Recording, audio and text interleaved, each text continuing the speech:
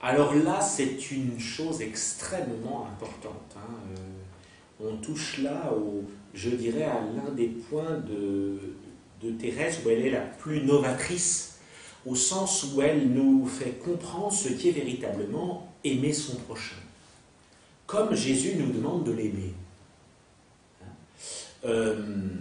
Je commence par le texte qui en parle, donc c'est dans le manuscrit C de son autobiographie, folio 12 recto,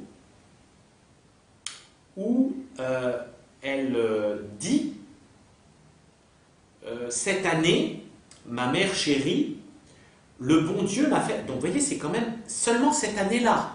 Et elle écrit en 96, 95, 96. Enfin, vous voyez, je ne suis pas très fort avec les dates, donc c'est peut-être pas précis. Peut-être les grands spécialistes de Thérèse disent « Oh là là, c'est pas ça. » Bon, je m'en fiche à la limite. Mais vous voyez, cette année-là, ma mère chérie, elle écrit, elle est carmélite, donc c'est quand même tardif. Vous voyez, c'est donc toute une maturation. Vous voyez, Thérèse, c'est pas un bloc, il y a une croissance. Il y a plusieurs Thérèse. Comme chacun de nous, il y a une évolution. On n'est jamais le même que l'on a été la veille, d'une certaine manière. Vous voyez, il y a toujours quand même, surtout dans le processus dynamique de la grâce, vous voyez, on ne peut pas jamais dire qu'on est figé. C'est pour ça d'ailleurs que Jésus nous dit, jamais ne jugez jamais les êtres. Parce que les êtres que vous voyez là, peut-être, qui sont pécheurs, effectivement, qui sont dans les gros péchés énormes que vous voyez, en même temps, alors évidemment, vous pouvez discerner ce qui est bien, ce qui est mal, bien sûr. Appeler un chat, on va dire, ce qu'ils font, c'est pas bien, mais en même temps, ne dites pas, ça y est, ils sont perdus, vous n'en savez rien. Laissez grandir le bon grain et l'ivraie, puis le Seigneur reconnaîtra, fera le tri. Justement parce qu'on est toujours capable de changer, l'homme est capable de changer. Il y a toujours bon. Heureusement. Et donc, Thérèse, donc voilà, plusieurs Thérèse. Donc cette année-là, ma mère chérie, donc elle écrit à Mère Agnès, qui lui demande,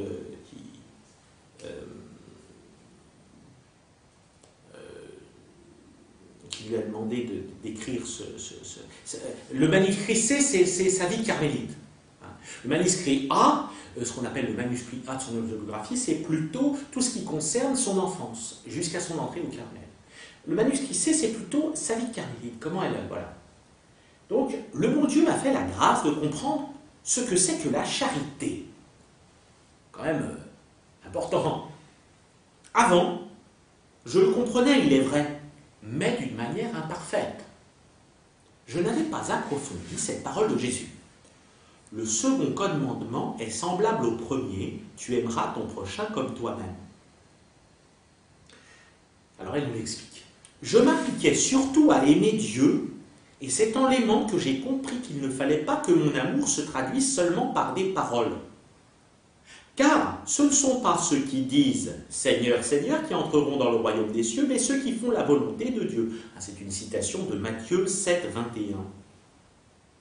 Cette volonté, Jésus l'a fait connaître plusieurs fois, je devrais dire presque à chaque page de son évangile, mais à la dernière scène, lorsqu'il sait que le cœur de ses disciples brûle d'un plus ardent amour pour lui, qui vient de se donner à eux dans l'ineffable mystère de son Eucharistie, ce doux Sauveur veut leur donner un commandement nouveau. Il leur dit, c'est dans l'évangile de Jean, chapitre 13, il leur dit avec une inexprimable tendresse, « Je vous fais un commandement nouveau, c'est de vous entraîner, et comme je vous ai aimé, vous vous aimiez, que vous vous aimiez les uns les autres. » Donc, la marque à quoi tout le monde connaîtra que vous êtes mes disciples, c'est si vous vous aimez les uns les autres. Comment Jésus a-t-il aimé ses disciples et pourquoi les a-t-il aimés, poursuit-elle. Ce n'était pas leur qualité naturelle qui pouvait l'attirer. Il y avait entre eux et lui une distance infinie. Il était la science, la sagesse éternelle. Ils étaient de pauvres pécheurs, ignorants et remplis de pensées terrestres. Cependant, Jésus les appelle ses amis, ses frères. Il veut les voir régner avec lui dans le royaume de son Père, et pour leur ouvrir ce royaume, il veut mourir sur une croix, car il a dit « Il n'y a pas de plus grand amour que de donner sa vie pour ceux qu'on aime. » C'est la raison de la croix. C'est dans Jean chapitre 15. C'est magnifique, vous voyez.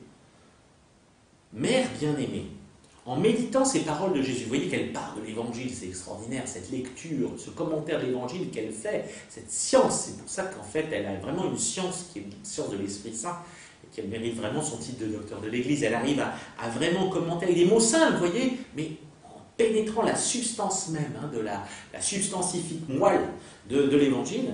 Mère bien-aimée, en méditant ces paroles de Jésus, j'ai compris combien mon amour pour mes sœurs était imparfait. J'ai vu que je ne les aimais pas comme le bon Dieu les aime. Voilà le truc. Je ne les aimais pas comme le bon Dieu les aime. Et voilà ce qu'elle a appris cette année-là. C'est très très important, vous voyez, ça c'est le cœur même, je dirais, du manuscrit. C'est vraiment là où... et vous voyez, vous allez voir ce que ça implique, ça a l'air de rien, mais vous allez voir. C'est... Bon. Je comprends maintenant que la charité parfaite consiste à supporter les défauts des autres, à ne point s'étonner de leurs faiblesses, à s'édifier des plus petits actes de vertu qu'on leur voit pratiquer. Mais surtout, j'ai compris que la charité ne doit pas rester enfermée dans le fond du cœur. Personne, a dit Jésus, n'allume un flambeau pour le mettre sur le boisseau, mais on le met, c'est encore une citation de l'Évangile, Matthieu 5, c'est incroyable comme elle est pétrie d'écritures saintes de l'Évangile. Il faut savoir qu'elle avait toujours sur elle un petit évangile qu'elle lisait, qu'elle picorait comme elle lisait à l'oraison. Justement, c'était ça. Elle ne lisait plus que ça à un moment donné.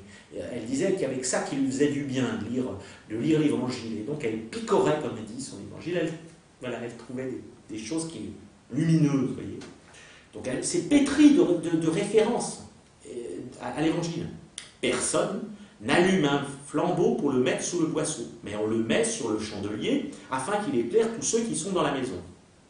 Il me semble que ce flambeau représente la charité qui doit éclairer, réjouir non seulement ceux qui me sont les plus chers, mais tous ceux qui sont dans la maison, sans excepter personne.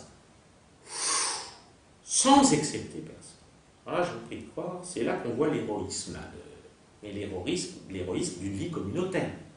Parce qu'il faut bien vous dire que la vie communautaire, la vie religieuse, c'est pas une bande de copains ou de copines qui se sont dit « Tiens, on s'entend bien ensemble, on va faire un couvent, on va faire un monastère, ça serait super, on va choisir l'endroit, tout ça, puis on va s'installer. »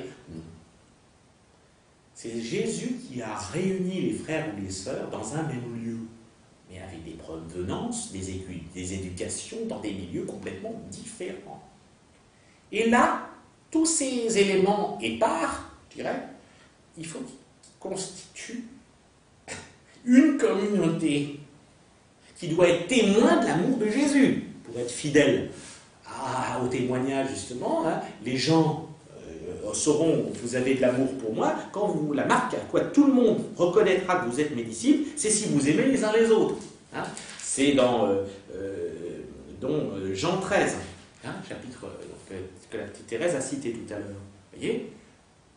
C'est pas une bande de copains, d'amis, tout ça, qui se réunissent, ouais, on se tient chaud, on a des points communs, c'est super, on aime les mêmes choses, on aime la culture, non, pas du tout. Et surtout au Carmel de Lisieux. Imaginez, c'était pratiquement des paysannes, des gens d'une vie très modeste, c'est le fin fond de la Normandie, vous voyez, complètement, maintenant il est très connu à cause de la petite Thérèse, mais à l'époque c'était un mouchoir de poche. Le jardin a été un petit peu agrandi parce qu'il y a une voisine qui a cédé un bout de terrain, mais à l'époque c'était tout petit, vous voyez, c'était le truc, mais on se gelait l'hiver, enfin vous imaginez. Mais Thérèse, donc elle est avec des sœurs qui ne sont pas du tout du même milieu petit bourgeois dans lequel elle a vécu, avec une certaine culture, mais elle a des sœurs qui n'ont aucune culture, vous voyez, c'est la culture du haricot, quoi, du haricot vert qu'on fait pousser, mais c'est pas une autre culture, quoi, vous voyez. Donc, et donc, la petite Thérèse comprend que le Seigneur l'attend là. C'est-à-dire qu'il l'invite à comprendre que en fait, ce qu'elle a à, finalement, ce dont elle a à témoigner, c'est de la charité dont elle vit, bien sûr, l'amour de Dieu, mais qui doit se traduire aussi par l'amour du prochain. Parce que l'amour du prochain, c'est la preuve que j'aime Dieu. Hein? N'aimons pas seulement en discours, en parole, dit Jésus, mais en acte et en vérité. En acte et en vérité. Vous voyez, je ne peux pas dire j'aime Dieu, hein, si j'aime Dieu et puis que je vois mon prochain dans le besoin, ou que j'ai besoin de l'aider, ou de l'aimer ou de l'aider, et puis je me dis, oh, bon, j'ai autre chose à faire. Vous voyez, je passe à côté de ce que le Seigneur me demande. Hein. Et donc là, Thérèse est vraiment formelle, comme l'est Jésus. Bon, aimer son prochain comme Dieu l'aime. Comme il m'aime. Ouais. Alors comment est-ce que c'est possible? Alors, elle poursuit. Lorsque le Seigneur avait ordonné à son peuple d'aimer son prochain comme soi-même, il n'était pas encore venu sur la terre. Aussi, sachant bien à quel degré l'on aime sa propre personne, il ne pouvait demander à cette créature un amour plus grand pour le prochain. Mais lorsque Jésus fit à ses apôtres un commandement nouveau, son commandement à lui, comme il le dit plus loin, ce n'est plus d'aimer le prochain comme soi-même, qu'il parle, mais de l'aimer comme lui, Jésus l'a aimé, comme il l'aimera jusqu'à la consommation des siècles. Donc comme il l'a aimé, c'est-à-dire en n'ayant pas, il prend des pécheurs ignorants, il fait ses apôtres, et puis en plus, et puis il va mourir par la main des hommes. Enfin, vous voyez le truc, c'est ça l'amour dont Dieu nous aime. Il faut peut-être un petit peu mesurer l'humilité extrême de l'amour de Dieu. Enfin, là, vous voyez, c'est pas un Dieu qui s'impose, c'est pas un Dieu qui c'est incroyable, la sagesse de Dieu et la manière dont Dieu, finalement, lorsqu'il se fait homme, va manifester son pouvoir. C'est pas un pouvoir, c'est pas une puissance, justement. Il ne va pas manifester cela comme ça, il va manifester sa puissance par son amour. C'est une puissance d'amour, justement. Donc attractive, et non pas possessive. Et voyez, hein, c'est pour cela, on ne peut pas en parler là comme ça, mais qu'on est très très différent de certaines religions, surtout de l'islam, par exemple. La religion juive, c'est très différent parce que la religion juive, c'est nos ancêtres. Hein, enfin, je veux dire, c'est nos pères dans la foi. Donc, c'est au contraire, on est très liés à eux, mais l'islam, c'est vraiment hétérodoxe par rapport à la révélation chrétienne, hein, bien sûr. D'ailleurs, les musulmans ne comprennent pas l'incarnation de Dieu. Pour eux, et pourtant, enfin, ça ne veut pas dire qu'on n'aime pas les musulmans, on prie pour eux, et il faut aimer les musulmans comme tous les hommes. Hein, attention, mais en même temps, la religion n'est pas la même. La religion, la révélation que Dieu nous fait, c'est pas Allah qui veut se soumettre et s'annexer dans une obéissance aveugle et absolue.